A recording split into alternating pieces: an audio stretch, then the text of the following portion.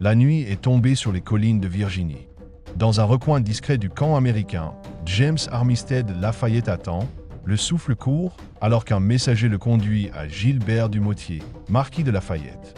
Il n'a que quelques minutes pour livrer ce qui pourrait être le renseignement le plus important de la guerre. D'une voix posée mais pressante, il murmure. Cornwallis déplace ses troupes vers Yorktown. Il veut établir une position défensive, mais il pense que la flotte britannique pourra le ravitailler par la mer. Lafayette reste silencieux un instant, son regard scrutant l'homme devant lui. Un esclave, devenu espion, qui vient de livrer une information décisive. Il hoche la tête et ordonne immédiatement la transmission de la nouvelle à George Washington et au général Rochambeau.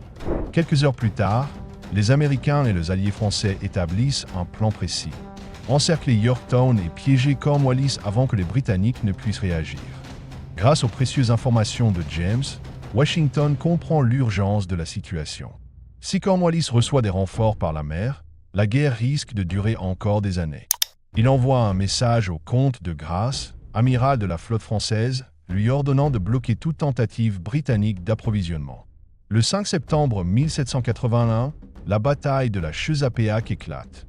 La flotte française, supérieure en nombre et en puissance de feu, intercepte et repousse les navires britanniques, empêchant tout renfort d'atteindre Yorktown.